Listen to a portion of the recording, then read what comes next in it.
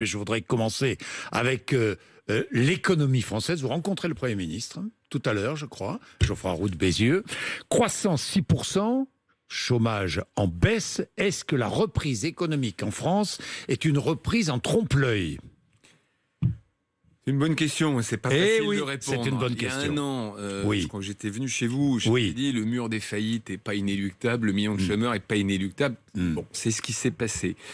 Là, je suis d'un optimisme prudent, c'est-à-dire que les indicateurs, vous les avez cités, ils sont bons. Moi, j'ai vu des patrons tout l'été. Leur problème numéro un, c'est le recrutement. Donc oui, il y a une reprise qui est forte, mais ce plus 6, il vient quand même après une récession assez forte. Donc, et une économie sous perfusion. Et une économie avec une injection massive d'argent public. Voilà, donc ça, c'est la première question. Oui. Comment ça va se passer quand on va arrêter, et il faut arrêter le quoi qu'il en coûte.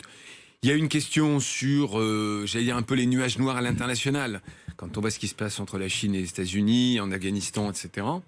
Et puis après, il y a les fondamentaux de l'économie française. Au fond, on a mis l'économie sous cloche en février, enfin en mars 2020. On retire la cloche, on va retrouver la même économie qu'il y avait avant. L'activité d'avant. Voilà, l'activité d'avant qui était plutôt en bonne forme. Mais on a quand même des fondamentaux qui sont compliqués, un chômage de masse, une dette qui est quand même significative. Un poids de l'État qui est monté avec la crise, donc on n'a pas résolu tous nos problèmes. Et des inégalités qui se sont creusées. Alors, pas tout à fait. Tout à fait. Pardon. Non. J'y reviendrai. Non, c'est un point important.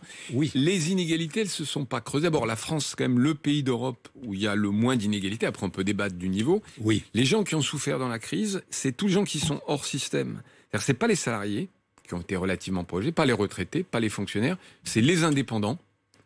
Les gens qui sont freelance, les chauffeurs de taxi Uber ou les jeunes. Parce que eux ont eu effectivement moins de système de protection. Chômage partiel a protégé les salariés, fonctionnaires n'ont pas eu... leur pouvoir d'achat a été maintenu, les retraités aussi. De France. Alors, j'aime pas tellement parce que ça... Mais il y a eu effectivement... Et oui. On n'a pas pu, entre guillemets, protéger tout le monde de la même manière. Tout le monde.